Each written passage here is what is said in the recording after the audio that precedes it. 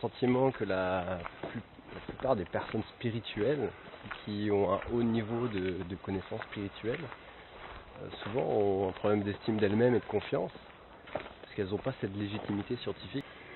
Si les seuls qui arrivent à avoir cette légitimité, ce sont les gens, je vais être très dur là, ce sont les gens qui jouent au gourou. Gourou veut en sanskrit, guru voulant dire maître, mais c'est ceux qui jouent un maître, et c'est un peu le problème à l'heure actuelle dans l'éveil de cette planète, c'est que beaucoup se prennent déjà pour des maîtres qui se croient éveillés alors qu'ils ne sont que réveillés. Parce que le coma était tellement profond que tout d'un coup, ils arrivent à stopper leur temps psychologique, donc à sortir de leurs problématiques personnelles, interpersonnelles, tout d'un coup ils s'imaginent être réveillés. Non, l'éveil c'est un stade plus haut. Il y a plusieurs stades dans l'éveil. Au niveau spirituel, il y a 7 stades, et puis il y a 7 stades encore pour passer au divin. Et certains sont arrivés au 3 à 4e échelon de l'éveil spirituel et s'imaginent être en état de grâce comme Christ ou Bouddha l'était. Non, non, non, non, non, non, il y a encore des marches à monter. Il faut seulement aller au divin. Et certains qui sont arrivés au 6e, 7e échelon du spirituel s'imaginent être déjà dans le divin. Non, non, non, non, non. Et là, je vais de nouveau, pardon de moi être très dur, mais tous ceux qui font commerce de la spiritualité ne sont pas des éveillés. Ils sont juste réveillés. Celui qui monnaie son amour, pour moi, c'est encore de la prostitution.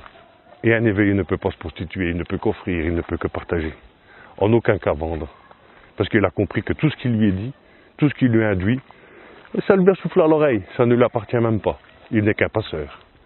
Et tu ne peux pas demander de l'argent pour être passeur. Quand on sait le mal que l'argent a créé sur cette planète, surtout.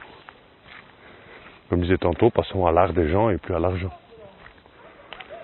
Et celui qui reste bloqué dans l'argent, c'est parce qu'il a encore besoin de beaucoup de reconnaissance.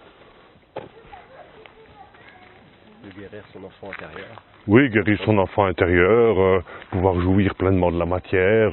Moi j'ai vu des éveillés qui faisaient des stages et puis qui allaient se taper des restos à Saint-Tropez, quoi. Ouais, d'accord. Moi je comprends pas bien, quoi. Mais ils se définissaient certains même comme avatars. Ça allait jusque là. Et là, bon, on en reparlera plus tard, mais il faut aussi dépoussiérer et nettoyer, quoi. Nous sommes pour moi à certains moments vraiment autant des faux prophètes tel qu'il a été décrit dans les livres, quoi. Et ça c'est dangereux, c'est une arme à double tranchant, sur laquelle de toute façon ils finiront par se brûler et se couper. À un moment, tout cela, les choses leur seront retirées s'ils n'évoluent pas. S'ils ne s'éveillent pas, s'ils ne sortent pas du réveil à l'éveil, ça leur sera retiré. Désolé pour eux. Mais c'est en phase de changement, c'est en phase de mutation, de transmutation. Beaucoup de personnes qui sont dans le commerce spirituel le font aussi parce qu'elles n'ont pas le choix dans le monde actuel. T'as toujours le choix. Tu as toujours tous les choix devant toi. Tu peux très bien être un enseignement spirituel et ne pas en vivre, mais vivre d'un métier que tu puisses faire. Que ce soit la boulangerie, que ce soit la pâtisserie, que ce soit être maçon. Avec ça, tu peux gagner ta vie, ça ne t'empêche pas de donner des enseignements spirituels le soir. De partager ta parole, de partager ton amour, mais pas de la vendre. Vendre un soin, pour moi, c'est impossible. C'est pour moi de la prostitution. Je ne peux pas. Je vais contre la nature des choses. Je vais contre les lois ontologiques. Je ne suis pas dans la restitution, je ne suis pas dans le service. Or, c'est ce qu'il faut bien incarner maintenant, c'est cette notion de service, cette notion de restitution de tous les cadeaux qui nous sont offerts à chaque seconde.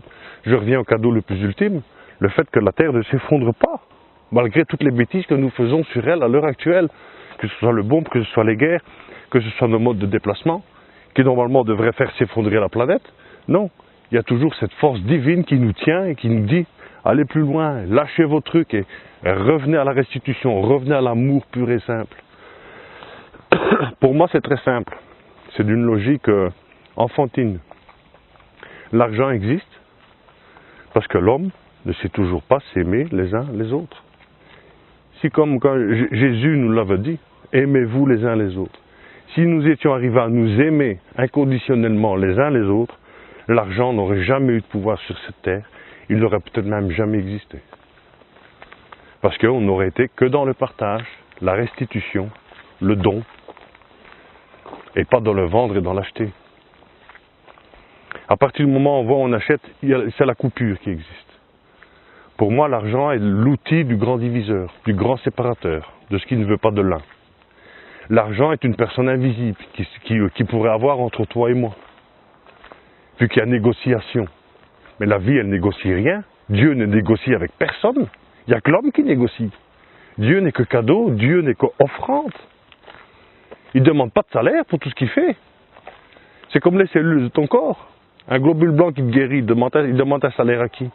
Toutes les globules qui te régénèrent, qui reconstituent ton corps d'année en année, de mois en mois, il demande un salaire à qui? Ce n'est que de l'offrande, ce n'est que de la joie, ce n'est que du cadeau. Et quand l'homme arrivera à cette sagesse de la moindre cellule qui nous constitue, alors nous serons libérés de nos chaînes. Avant ça, on sera toujours prisonnier. Or, on arrive dans des temps où il est temps de sortir de nos prisons.